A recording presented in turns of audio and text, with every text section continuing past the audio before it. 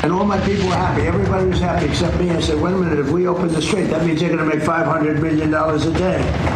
I don't want them to make $500 million a day until they settle this thing. So I'm the one that kept it closed. We have total control of it.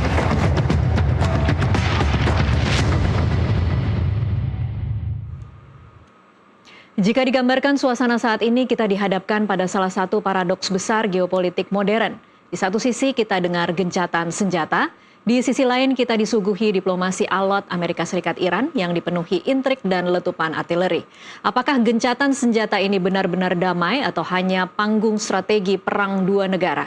Kami menghadirkan pengamat intelijen dan terorisme Universitas Indonesia, Stanislaus Rianta, dan juga bergabung melalui sambungan Zoom ada pakar militer dan pertahanan Susaning Tias Nevo Kertopati. Selamat sore Bu Nuning, selamat sore Pak Stanis. Selamat sore Mbak Tasya. Terima kasih untuk waktunya bersama kami di NTV Prime. Saya ke Bu Nuning terlebih dahulu. Bu Nuning, kalau kita mengikuti perkembangan dari hari ke hari, kemarin Trump bilang shot and kill, hari ini dia bilang best deal atau dia ingin everlasting deal sambil berkata dia tidak terburu-buru.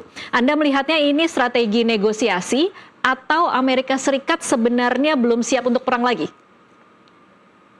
Kalau saya melihat begini ya, ini kan dari awal, ini kan masuk ke perang asimetrik, di mana di situ ada perang kognitif, perang informasi. Jadi apa yang disampaikan oleh Trump ini adalah hal yang dia sangat tahu sebagai seorang pedagang ya, bisnismen, bahwa segala hal itu bisa di-create dan direkayasa sedemikian rupa melalui komunikasi-komunikasi yang dilancarkan oleh Trump itu. Jadi dalam hal ini bisa dua-duanya ya, sehingga kalau kita lihat kan dari awal itu kan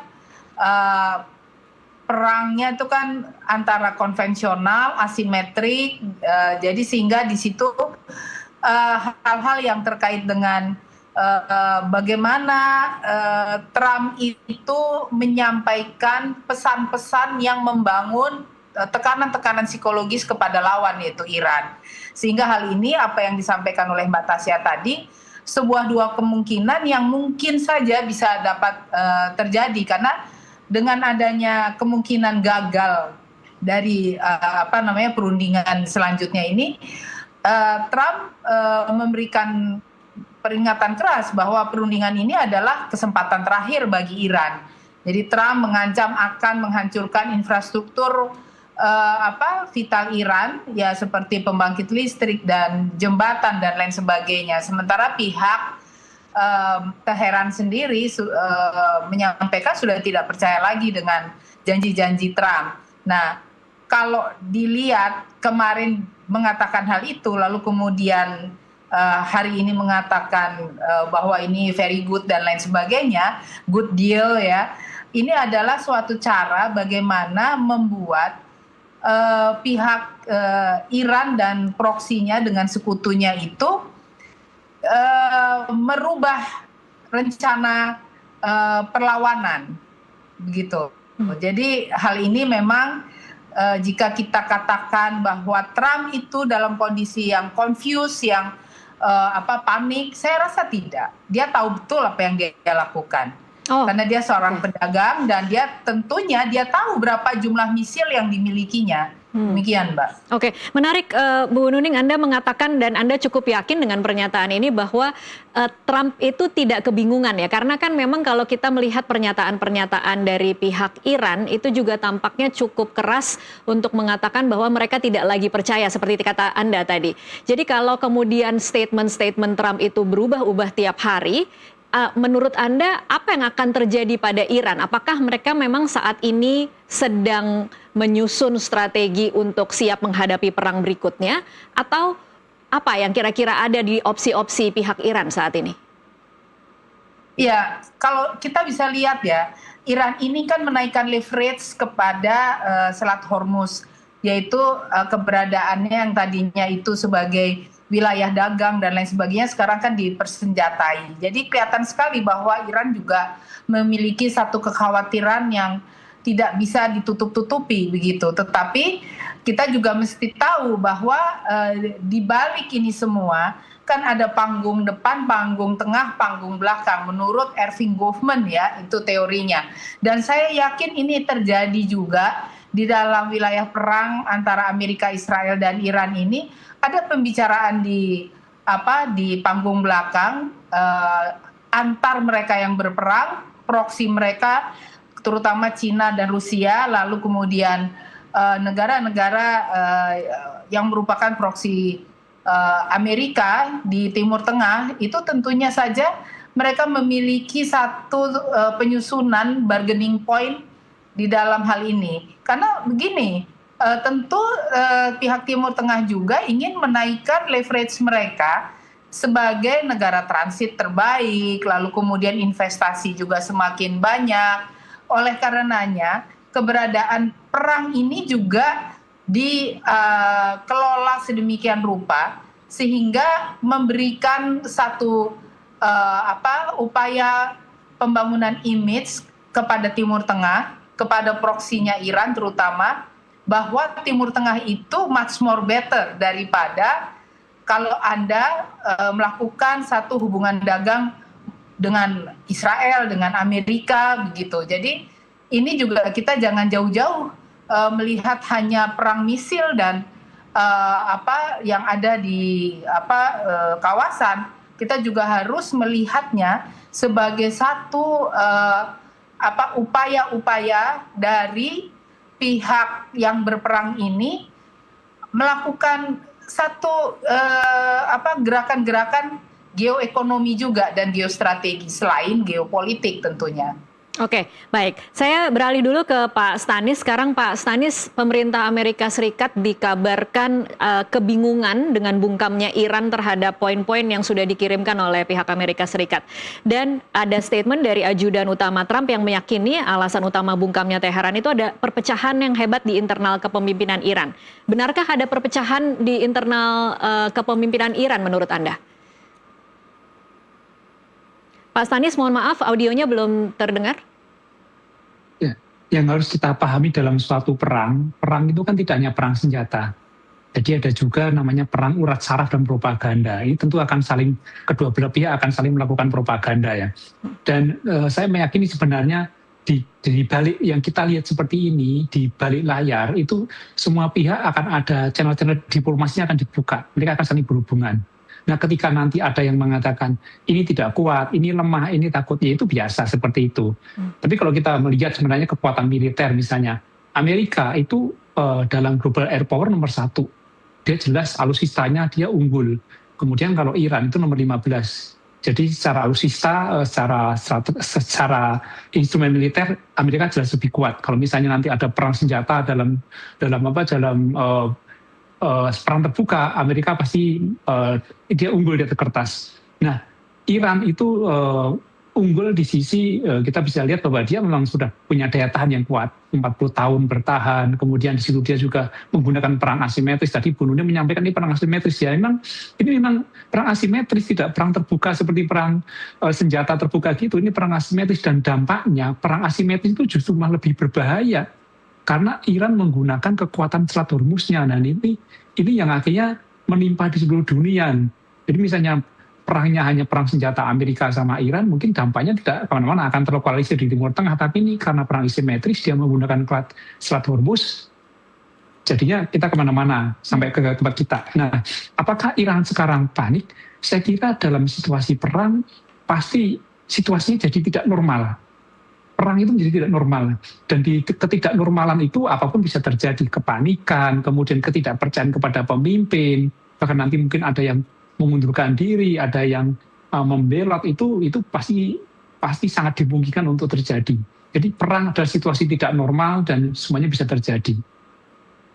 Baik, Pak Stanis, kalau tadi Anda mengatakan bahwa di balik layar pastinya semua channel-channel untuk diplomasi itu dibuka dan pernyataan-pernyataan apapun yang kita dengarkan baik dari pihak Amerika Serikat maupun Iran itu menjadi sesuatu yang memang perlu juga dimaknai sebagai perang urat syaraf karena bukan menggambarkan situasi yang sebenarnya. Kalau melihat dari kenyataan di lapangan, apa yang bisa dimaknai dalam situasi per hari ini, Pak Stanis? Ya, kita akan melihat bahwa ada serangan secara sporadis di hari pertama, kemudian ada pengusiran kapal dan lain-lain. Tapi itu tidak seperti perang dalam skala besar, tidak. Ini perang yang mungkin akan digunakan strateginya masing-masing pihak. Amerika punya strategi, Iran punya strategi. Nah, memang ini justru merugikan kita semua karena waktunya menjadi lama. Tidak seperti ketika Amerika misalnya melakukan serangan terhadap Venezuela. 2 hari, 3 hari selesai. Nah, karakteristiknya berbeda. Amerika sudah sangat siap di sana dengan intelijennya, dengan teknologinya. Dalam beberapa hari selesai, recovery-nya cepat. Tetapi dengan Iran ini cukup lama karena perangnya perang asimetris dan justru tidak seperti perang terbuka gitu. Kalau perang terbuka misalnya dengan senjata besar, saya yakin akan cepat sekali itu dan Amerika pasti unggul.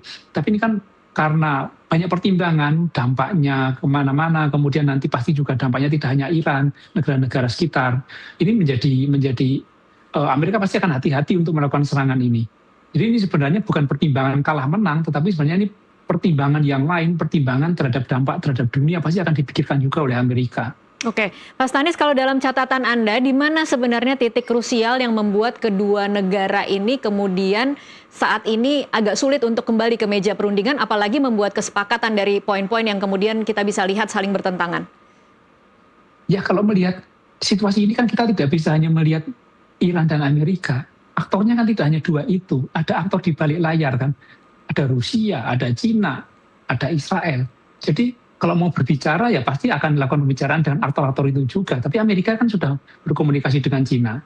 Amerika juga pasti komunikasi dengan Rusia. Segala hal pasti akan dilakukan. Dan ini kita pasti harus sepakati dulu. Saya meyakini kita semua, termasuk Bu Nuning, kita tidak membela salah satu pihak yang berperang, tapi kita melakukan pembelaan terhadap perdamaian, melakukan pembelaan terhadap kemanusiaan, itu yang kita wujudkan kan. Dan pembicaraan-pembicaraan yang dilakukan oleh Amerika kepada Cina, kemudian pihak-pihak lain, termasuk harusnya negara-negara Eropa yang kemarin berapa lama berkumpul, itu kan semua mewujudkan itu. Jadi memang perlu ada pelibatan pihak lain sebenarnya untuk mewujudkan perdamaian itu. Dan saya meyakini bahwa itu dilakukan bahkan sejak hari pertama itu sudah dilakukan pembicaraan untuk supaya perang ini cepat berhenti. Dan akhirnya kan seperti umumkan akan ada jeda tanpa batas waktu. Jadi sebenarnya kalau misalnya perang tidak bisa berhenti, permusuhan tidak bisa berhenti, saya kira yang terbaik jeda dulu. Jeda sehingga semua orang bisa calling down, kemudian tidak menimbulkan korban lebih banyak. Oke, jeda dulu, tapi apa imbasnya terhadap Hormuz? Saya kembali lagi ke Bu Nuning. Mungkin Bu Nuning, ini kalau kemudian judulnya adalah gencatan senjata diperpanjang, tetapi keadaan di Hormuz kan masih tidak bisa lewat kapal ya Bu Nuning. Ini harusnya seperti apa? Kemudian bisa ada kesepakatan antara kedua negara meskipun tidak bisa duduk di meja perundingan, tapi setidaknya Selat Hormuz tidak akan mengganggu energi dunia. Oh ya, baik. Kita juga lihat dulu satu kondisi yang ada di Selat Hormuz. Kapal induk itu juga sulit masuk ke situ, Mbak Tasya. Karena panjangnya dan beratnya, itu di situ kan kenyataannya kan laut yang ada di sekitar Selat Hormuz itu memang tidak memungkinkan apabila ada kapal induk yang misalnya yang besar sekali lalu dalam sekali. Itu saya rasa juga harus menjadi satu pertimbangan. Tetapi di dalam hal ini Iran itu di dalam menghadapi perang ini sepertinya ini menghadapi satu pendadakan karena di awal daripada Amerika sendiri kan Trump itu di pemerintahan yang di awal itu isolasionis, tidak peduli kepada perang dan tidak mau cawe-cawe perang. Beda dengan Biden, itu semua urusan dalam negeri negara lain tuh diurus. Tapi Trump tidak. Tiba-tiba Trump menyerang bersama Israel. Ini tentu kita juga harus waspadai orang-orang sekitar Trump. Ada menantunya yang pro Yahudi, lalu kemudian Menteri Pertahanannya Hegseth. Nah itu kan juga mesti juga dilihat. Nah kondisi Selat Hormuz sendiri ini sebagai bargaining point. Nah, di sini tentu banyak yang punya kepentingan dengan Selat Hormuz. Oleh karenanya mungkin pihak-pihak yang ada kaitannya dengan Selat Hormuz harus mencari tahu apakah ada tempat lain yang kiranya juga bisa menjadi tempat transit dan tempat lewat untuk membawa kapal-kapal tanker itu selain Selat Hormuz. Nah, karena kalau misalnya ini perang berkepanjangan hingga 6 bulan katakan, kan juga ekonomi dunia ini kan juga harus dipikirkan begitu. Juga harus diketahui bahwa Iran itu berencana menyerang langsung ke Amerika Serikat jika perang pecah. Jadi Teheran telah menempatkan kembali ya kemungkinan menggunakan rudal balistik antar benua yang disebut yang terkenal Maggio. Maggio ini mampu mencapai Washington DC dan New York dengan jangkauan fantastis hingga 10.000 kilometer. Jadi sebenarnya Amerika juga menghitung hal itu sehingga ini gertakan atau menurut Anda akan benar-benar dilakukan oleh Iran, Bu Nuning? Bisa benar-benar dilakukan apabila mereka merasa dirugikan. Karena kan sekarang begini, pemerintah Iran sendiri,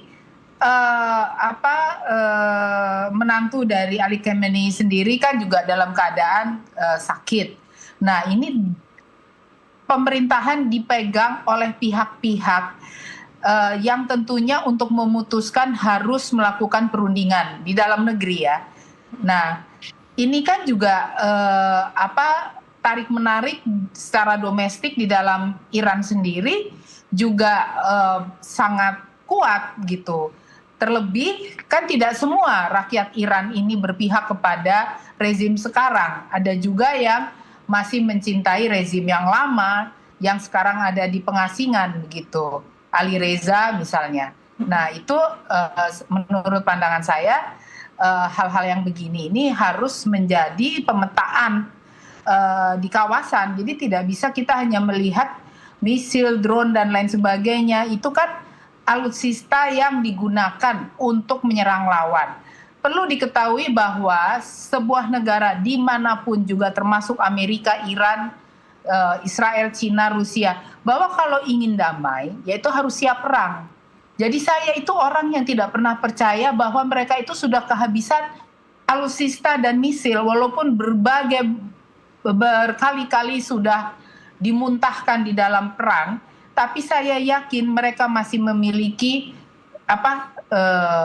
cadangan yang untuk perang-perang selanjutnya. Kan pasti mereka menghitung, intelijen mereka menghitung. Masalahnya di Iran sendiri kemarin ini sampai Ali Khamenei itu tewas dan keluarganya ya, itu karena saya yakin mereka itu merasa itu adalah pendadakan. Karena selama ini Trump tidak pernah melakukan hal-hal yang bersangkut paut dengan perang. Jadi kaget juga mereka itu, sehingga makanya timbullah perang hibrida ini gitu, di mana di dalamnya ada perang asimetrik, perang kognitif, perang informasi dan perang cyber.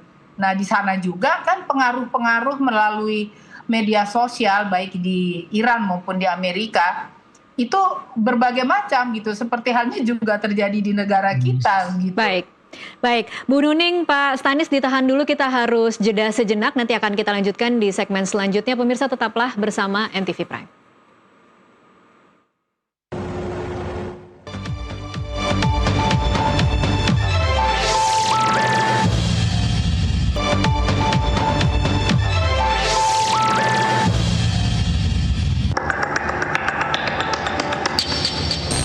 And all my people were happy. Everybody was happy except me. I said, wait a minute, if we open the strait, that means they're going to make $500 million a day. I don't want them to make $500 million a day until they settle this thing. So I'm the one that kept it closed. We have total control of it.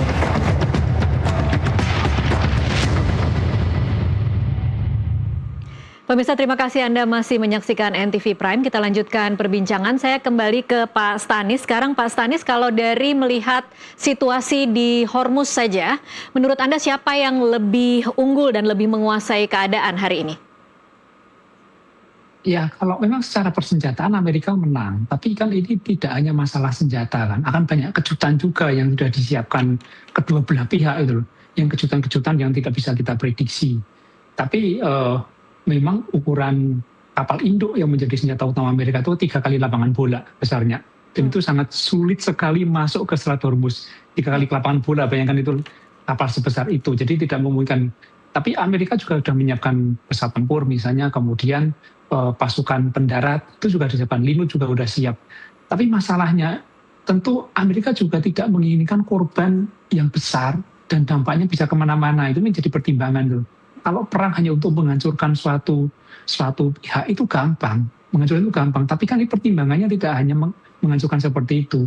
Tidak seperti Venezuela yang kemarin operasinya yang sangat rapi, kemudian berhasil dikuasai, tapi ini kan tidak berhadapan dengan itu. Nah, siapa yang unggul? Saya kira tergantung dari aspek mana. Iran juga punya kapal-kapal kecil yang di sana. Kemudian dia secara de facto memang menguasai Selat Hormuz, tapi Amerika unggul di dalam persenjataan. Nah, siapa yang unggul kalau misalnya dengan menggunakan senjata berat, Amerika akan unggul. Tapi ketika nanti menggunakan secara taktik dengan kecepatan, dengan kelincahannya, Iran bisa unggul. Baik. Ya, kalau siapa yang unggul ya tergantung situasi jenis perangnya seperti apa. Baik, Pak Stanis, ini mungkin supaya para pemirsa yang menyaksikan NTV Prime hari ini bisa mendapat gambaran, karena kan memang kita hanya bisa mendengar beritanya, membaca beritanya, kemudian kita tidak tahu seperti apa situasi di sana. Tapi kan situasi Hormuz saat itu memang Iran menutup Selat Hormuz, kemudian Amerika memblokade di luarnya. Jadi sebenarnya kapal-kapal itu tetap tidak bisa keluar. Jadi menurut Anda siapa sebenarnya yang memegang kendali di lapangan? Di dalam Selat Hormuz itu Iran memegang kendali, tetapi di pintu keluarnya Amerika itu menutup di situ. Jadi Amerika berada di bawah sekitar Oman, dekat pangkalan militernya. Dia menggunakan kapal induknya agak jauh di sana, tetapi di dalamnya adalah Iran. Jadi mereka masing-masing punya teritori sendiri. Jadi ketika mau masuk Selat Hormuz akan bisa dicegat oleh Amerika, tapi keluar juga bisa dicegat oleh Iran dan ketemu dengan Amerika. Jadi saya kira belum ada posisi yang menang, tapi ini situasinya memang mereka punya wilayah masing-masing, masih wait and see. Oke. Masih wait and see. Oke, dengan situasi seperti saat ini, Pak Stanis, Anda melihatnya siapa yang diuntungkan dengan buntunya Selat Hormuz, dengan deadlocknya diplomasi untuk memecah kesepakatan antara Amerika Serikat dan Iran per hari ini, siapa yang diuntungkan? Ya, Cina salah satunya kan, karena Cina ternyata membeli minyak dari Iran dengan harga yang lebih kompetitif lah harganya. Jadi Cina malah membeli minyak dari Iran. Kemudian tentu di sini alutsista juga akan diuntungkan, industri alutsista. Kemudian Rusia ternyata juga sudah dibuka blokirnya dari Amerika sehingga dia bisa menjual minyak ke Amerika. Di suatu peristiwa seperti ini pasti ada pihak yang diuntungkan, cui bono istilahnya dalam bahasa Latin, cui bono. Tapi ada juga ya pasti yang dirugikan, kemanusiaan, peradaban, perdamaian ini dirugikan. Jadi yang paling baik ya tidak ada korban, semua untung ya dengan jeda ini. Tapi memang ada pihak-pihak yang diuntungkan dari peristiwa ini, termasuk Israel pasti. Oke. Kalau saya ke Bu Nuning, kalau menurut Anda siapa yang sebenarnya lebih butuh damai saat ini? Kalau ditanya begitu, tentu dunia butuh damai. Bukan, antara Amerika Serikat dengan Iran, siapa yang lebih butuh damai? Atau mereka memang berdua bisa sama-sama keras, apalagi kalau kita menyaksikan statement masing-masing, seolah-olah mereka tidak apa-apa dengan situasi saat ini? Jadi kita harus melihatnya jangan kalah dan menangnya dulu, tetapi kita harus lihat awal dari perang ini terjadi. Alasan Amerika dan Israel menyerang itu kan karena ada satu temuan bahwa Iran itu memproduksi nuklir. Sementara Iran bertahan pada satu pendapat, nuklir mereka itu adalah untuk pendidikan, untuk industri, dan lain-lain. Jadi mereka juga, Iran memberikan argumentasi bahwa kenapa kita tidak boleh nuklir, memproduksi nuklir. Nah, setelah ada serangan-serangan itu, lalu kemudian untuk bargaining point, maka ditutuplah Selat Hormuz itu. Seperti tadi yang disampaikan oleh Mas Stanis, bahwa di sini tuh belum bisa dikatakan ada yang menang atau ada yang kalah. Hal ini siapa yang diuntungkan? Tentunya justru yang saya lihat proksi-proksinya ini mendapatkan keuntungan. Seperti begini, Cina sendiri ya. Cina saat ini itu walaupun diam-diam itu menempatkan diri mengambil peran sebagai ya seolah mediator damai senyap dalam konflik Iran, Amerika dan Israel. Jadi berupaya mendorong gencatan senjata dan negosiasi dengan 5 poin yang diajukan oleh masing-masing pihak dalam proposal itu untuk membuka kembali jalur energi di Selat Hormuz gitu. Jadi Beijing memposisikan diri sebagai penengah netral yang mendorong dialog dan menahan diri sekaligus memperkuat citra sebagai pembela multilateralisme. Itu yang mahal harganya dan Cina berjuang untuk itu. Jadi kalau menurut pandangan saya, ini Amerika dan Iran, mereka yakin saya pasti ada pembicaraan di ruang belakang.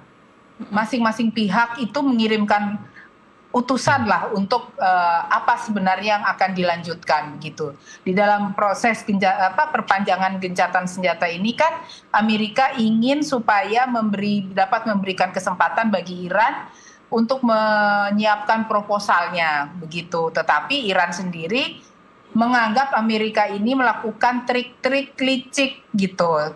Jadi ini mana ayam mana telur juga masih belum nampak. Tapi menurut pandangan saya ini dinamika ini terus berlangsung dan masing-masing pihak apalagi juga sekutu dan proksi itu mencari untung dari apa yang dinamika yang terjadi di kawasan gitu, Mbak. Iya, oke. Kalau bicara soal bagaimana posisi Cina, sedikit Bu Nuning tadi karena Anda sudah menyinggung, apa yang dikerjakan oleh Cina saat ini, kita bisa lihat dalam beberapa hari terakhir ini ada cukup banyak pernyataan yang dikeluarkan oleh pihak Cina, termasuk tekanan untuk mengakhiri atau seruan untuk mengakhiri perang.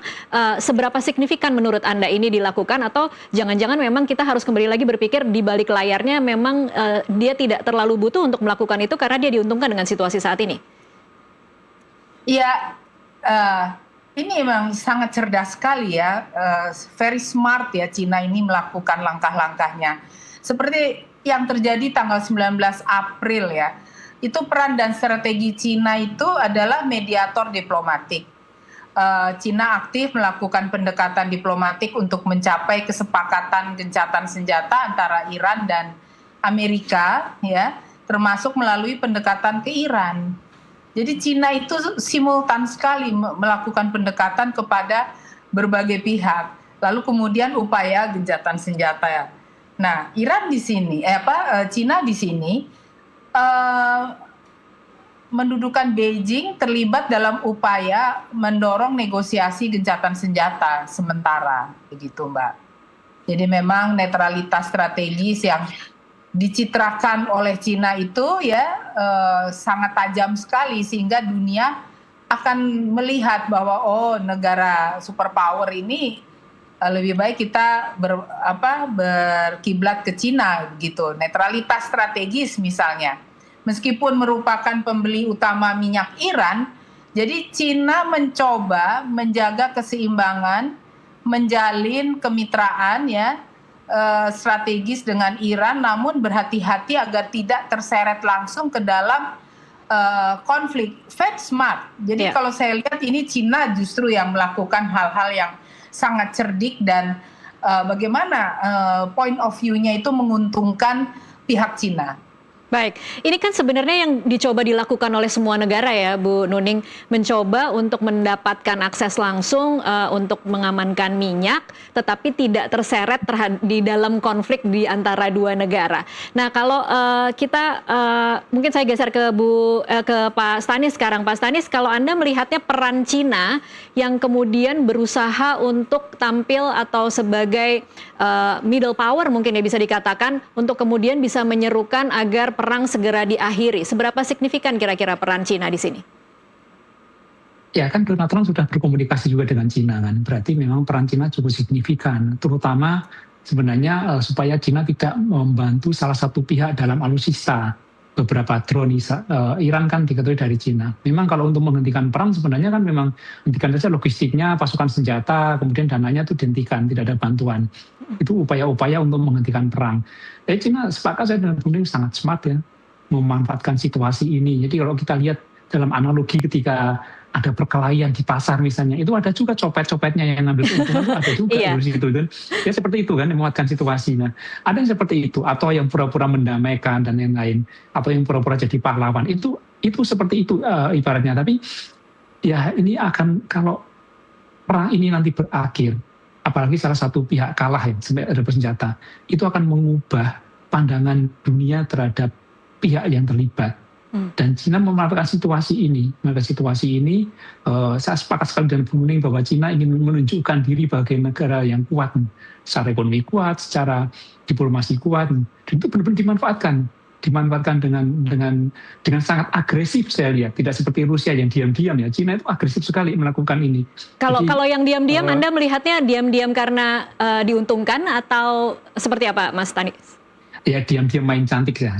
Kalau Rusia main cantik ya, dia juga sibuk pasti dengan perang dengan Ukraina kan. Tapi tidak seperti agresif Cina. Walaupun Rusia juga perangnya sangat besar juga terhadap Iran gitu. Tapi Cina memang saat ini yang paling mendapatkan keuntungan dari situasi ini, saya meyakini itu Cina. Oke, baik. Saya ingin kembali lagi ke analogi yang menarik tadi ketika ada yang berantem di pasar, kemudian ada copet-copet yang mencoba mengambil keuntungan dari situasi. Bagaimana Anda melihat apa yang dilakukan oleh pemerintah Indonesia saat ini? Di mana peran kita di dalam perkelahian antara dua orang di pasar itu? Ya, kalau kita memang tidak punya kompetensi untuk memisahkan orang kan, misalnya ya kita kan mendingan menunggu kan, kita menunggu, atau nanti kita menunggu dengan peran lain, misalnya kita bawa obat-obatan ke siapa korban, kita bisa bantu, misalnya seperti itu kan. Tidak harus semua pihak itu terlibat di dalam urusan memisahkan copet itu gitu kan. Kita bisa menunggu, atau kita bantu menyuarakan, atau kita bantu lapor juga bisa kan. Ketika ada orang kelahi, kita bisa lapor juga kepada polisi. Ini masalahnya kalau mau melapor sudah tidak ada polisinya mungkin ya hari ini, karena kan kita tidak bisa berharap ke PBB. PBB didorong, satu-satunya lembaga yang harusnya harus diakui harus kan PBB kan. PBB harus didorong. Masih bisa berharap ke PBB ya Pak Stanis? Mau nggak mau kita harus menguatkan PBB supaya masuk. Termasuk untuk mengawasi misalnya nuklir di Iran. Karena kalau tidak diawasi, itu hanya klaim sepihak. Kalau Iran menyatakan bahwa tidak ada nuklir untuk senjata kepada saya, PBB masuk di sana. Atau lembaga yang ditunjuk untuk mengawasi, memastikan benar seperti apa yang dikatakan Iran. Sehingga isu itu selesai, perang akan selesai. Jadi PBB nggak usah didorong. Oke, baik. Saya kembali ke Bu Nuning. Mungkin Bu Nuning mau memberi komentar sebelum kita beralih ke pembicaraan soal bagaimana kemudian tadi Bu Nuning sempat mengatakan kalau Hormuz kemudian bermasalah, kita nanti akan bicara sedikit soal bagaimana Selat Malaka, Bu Nuning. Tapi komentar sedikit soal analogi ada yang berantem di pasar, bagaimana posisi pemerintah kita saat ini? Oh, kalau menurut pandangan saya ya, kita sudah melihat bagaimana Cina itu sudah sangat bersemangat untuk menggunakan konflik ini untuk mempromosikan citranya sebagai kekuatan perdamaian, perdagangan bebas, berlawanan dengan tindakan militer AS yang sebagai salah satu pemain kunci di Timur Tengah. Jadi peran Cina sangat krusial dalam menemukan jalan diplomatik. Kita melihat itu. Nah, Indonesia itu apabila ada perang terbuka, itu harus siap. Baik itu kabinetnya, jadi jangan hanya TNI Polri-nya saja sebagai penjaga negara, lalu harus yang lebih siap lagi adalah lembaga intelijennya, itu BIN, BAIS, Baintelkam, semua, dan seluruh kementerian dalam kabinet itu harus punya satu rencana mitigasi apabila terjadi perang terbuka, di mana yang akan kita bahas nanti bisa saja Selat Malaka menjadi satu gugus kendali perang terbuka itu sendiri gitu, yang awalnya adalah sebagai tempat perlintasan kapal dagang dan lain sebagainya, di mana kemarin juga ada kapal Amerika yang lewat, dikatakan oleh pemerintah kita bahwa itu masih dalam taraf wajar karena tidak melempar ancaman. Jadi menurut UNCLOS sendiri itu tidak apa-apa. Nah, tetapi kita juga tidak boleh ceroboh. Jadi kita harus waspada dengan segala keadaan, bukan hanya kita mengendalikan harga minyak saja dan pengadaan minyak itu sendiri, tetapi seluruhnya jangan sampai kita mendapatkan efek domino yang dapat merugikan bangsa dan negara. Baik, Mbak. Bu Nuning, waspada itu harus diwujudkan dengan tindakan seperti apa? Kalau kemudian kemarin dikatakan, oh itu tidak masalah ada kapal militer di sekitar Selat Malaka, itu sesuatu yang wajar. Tapi kalau Anda mengatakan bahwa pemerintah kita harus waspada, apa tindakan konkret yang harus dilakukan? Ya tentunya regulasi. Regulasi itu dibuat oleh pemerintah dan DPR RI. Kita nih dalam kondisi yang tidak normal, tidak biasa-biasa ya. Business is not usual sekarang ini. Jadi baik itu DPR RI maupun pemerintah harus mempersiapkan regulasi cepat dan dapat menjawab situasi yang berkembang sekarang ini. Karena memang jangan sampai lalu kemudian ada kapal-kapal dari pihak yang tengah berperang itu masuk ke wilayah kita, kita tidak menyiapkan diri untuk menangani itu dengan baik, dengan perlindungan hukum kepada wilayah kita gitu. Karena kan kita itu kan selalu mengacu pada UNCLOS ya. Nah, itu semua juga harus dibahas, bukan hanya di Komisi 1 yang membahas pertahanan, tetapi semuanya. Semua komisi yang ada di DPR harus mempersiapkan diri dengan segala kemungkinan yang ada. Bahkan ya, kalau menurut pandangan saya, bahkan Kementerian Pariwisata pun juga harus. Jadi jangan hanya melihat, oh ini ada TNI, Polri, BIN, dan lain-lain yang sifatnya itu pertahanan keamanan ya. Misalnya aja, ini ada perang terbuka. Kita kan juga mau bicara apa dengan pariwisata kita. Nah itu harus Kementerian Pariwisata menyiapkan undang-undang, regulasi atau turunannya yang dapat mengatur pada saat bila ada perang terbuka itu, Mbak. Baik. Gitu. Baik, Pak Stanis, menurut Anda apakah terlalu paranoid untuk mengkhawatirkan bahwa Selat Malaka is gonna be the next Hormuz atau menjadi Hormuz berikutnya? Ya, sekitar 5 tahun, 10 tahun yang lalu itu pandangan para analis strategi militer keamanan itu mengatakan bahwa perang terbuka itu mungkin tidak akan terjadi lagi. Yang terjadi adalah perang cyber, perang asimetris dan lain-lain. Ternyata Ukraina terjadi, kemudian kemarin Iran terjadi. Jadi perang kembali seperti konsep lama. Dan saya juga nggak bisa membayangkan jika Indonesia mendapat serangan seperti yang terjadi di Venezuela atau Iran. Saya nggak bisa membayangkan Indonesia apa yang akan dilakukan itu. Saya kira apa yang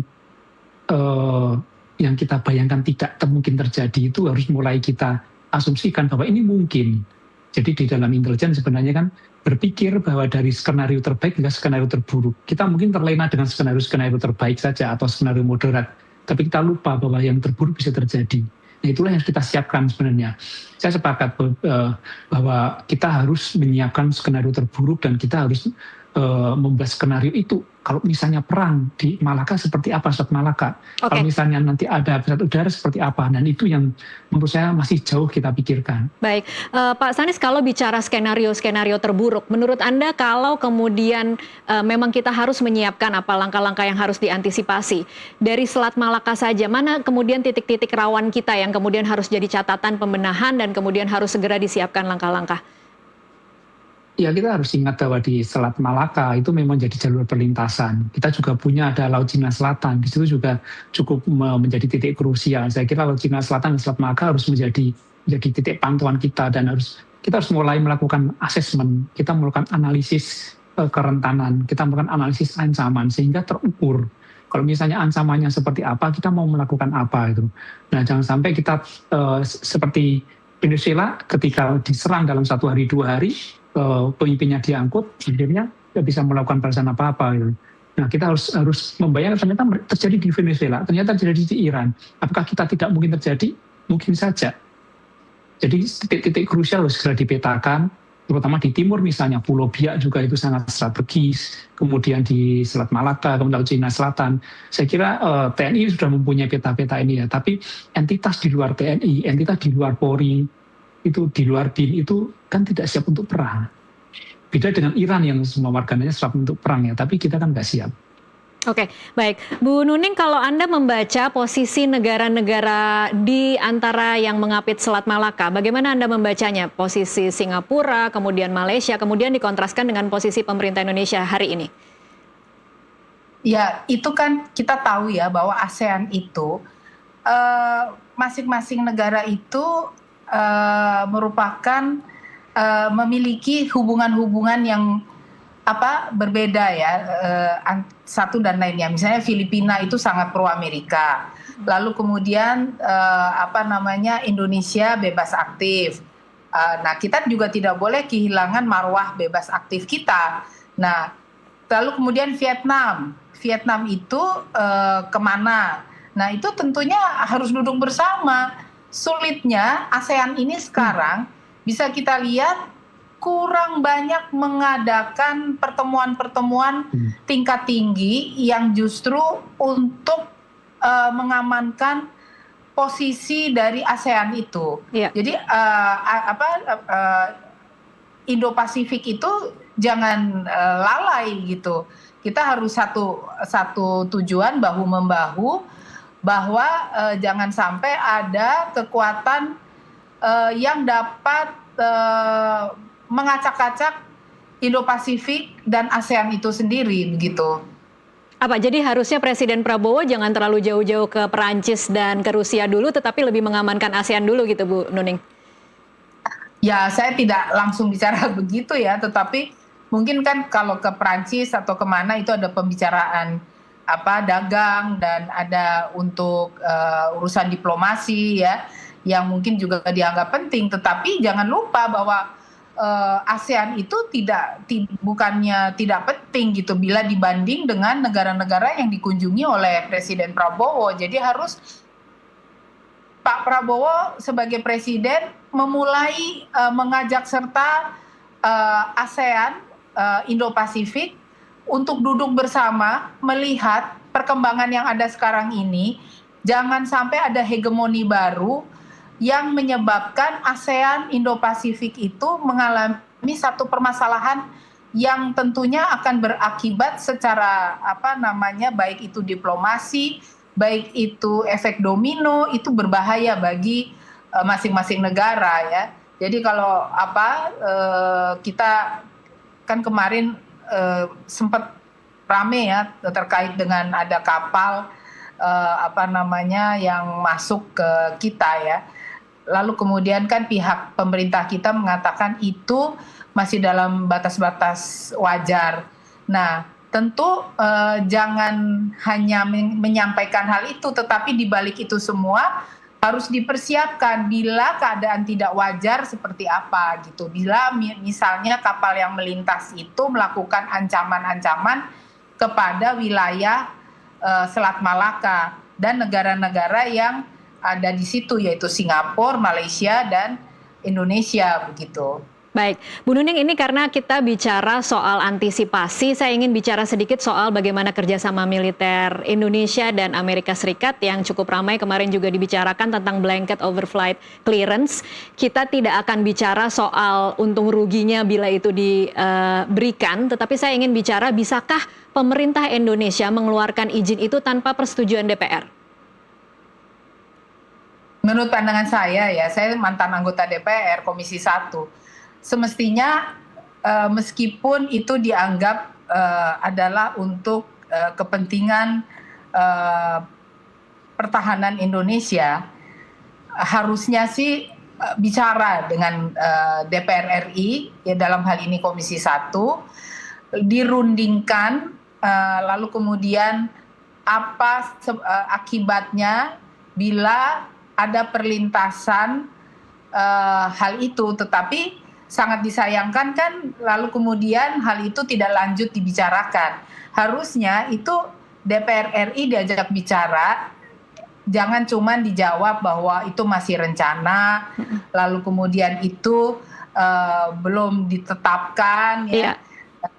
Nah, itu kan semua harusnya ada regulasi, wilayah udara, wilayah darat, wilayah laut itu apabila ada hal-hal yang kiranya itu berbahaya dan kiranya itu akan mendatangkan efek yang tidak menguntungkan Indonesia apapun itu harus dibicarakan di antara pemerintah dan DPR RI. Oke, Pak Stanis mungkin ada komentar karena kalau kita mengetahui statement dari Kemlu mengatakan masih ditelaah, statement dari Kemhan mengatakan masih ditinjau. Anda khawatir tidak kemudian nanti izin ini akan keluar tanpa konsultasi dengan DPR sehingga kita tidak tahu apa-apa kemudian tiba-tiba pesawat militer Amerika Serikat bisa melintas misalnya di wilayah udara kita. Tidak usah bicara soal Selat Malaka, jangan-jangan wilayah udara kita sudah mudah untuk dilintasi oleh Amerika. Ya, ini memang harus dikaji dulu, dikonsultasikan dulu dengan DPR, kemudian dikaji. Kalau perlu ada naskah akademiknya juga, walaupun mungkin orang terlalu lama melihatnya, ini situasi mendesak. Tapi daripada nanti kita terburu-buru, kemudian akan menjadi suatu hal yang merugikan Indonesia, menurut saya perlu kajian dulu dan konsultasi. Saya kira konsultasi dengan DPR sangat penting, karena ini kan keputusan-keputusan yang luar biasa, yang di luar regulasi yang ada, di luar undang-undang. Kalau tidak ada persetujuan dari DPR, ini pasti akan menjadi masalah yang besar. Jadi ini harus dikaji, saya setuju dikonsultasikan, kemudian dibuat naskah akademiknya juga kalau perlu, karena saya kira banyak sekali pakar di Indonesia yang bisa memahami ini, sehingga nanti apa yang dilakukan pemerintah itu benar-benar pertama untuk kepentingan bangsa Indonesia, kemudian yang kedua itu perdamaian dunia. Baik, Pak Stanis, ini Bu Nuning juga pertanyaan terakhir mungkin untuk diskusi kita pada sore hari ini. Apa yang kira-kira perlu diantisipasi oleh pemerintah jika situasi gencatan senjata ini akan terus diperpanjang, kita tidak tahu kapan akan perang lagi. Kira-kira apa yang harus jadi pedoman pemerintah untuk menghadapi krisis di hari-hari berikutnya? Pak Stanis dulu mungkin.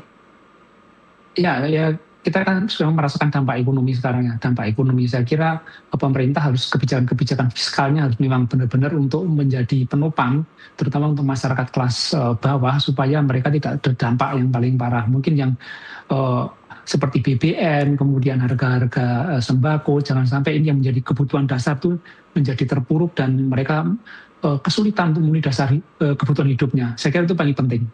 Oke, baik. Bu Nuning? Ya, kita ini ya, kalau saya yang utama adalah regulasi.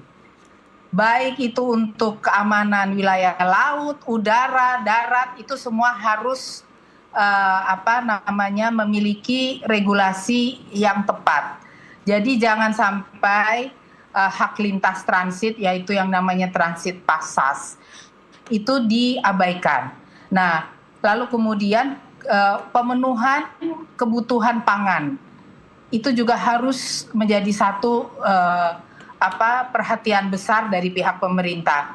Demikian juga kondisi di dalam negeri ini, jangan sampai sudah ada yang namanya perang antar Amerika, Israel dan Iran, lalu kemudian di Indonesia terkena bisa dibilang post-truth ya.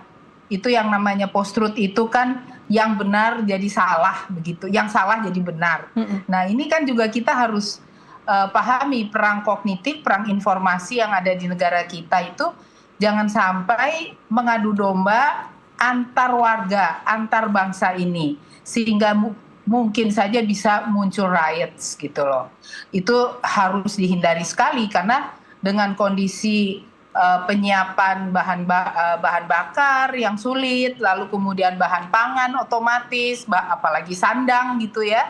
Jadi kita harus benar-benar wilayah-wilayah ini tuh menjadi satu atensi yang besar dari pihak pemerintah selain pertahanan dan keamanan untuk menjaga kedaulatan kita. Gitu. Baik, terima kasih Bu Nuning dan Pak Stanis untuk waktunya bersama kami di NTV Prime. Terima kasih Mbak Tasya. Dan pemirsa tetaplah bersama NTV Prime, usai jeda kami masih akan kembali dengan NTV Prime Bulletin sesaat lagi.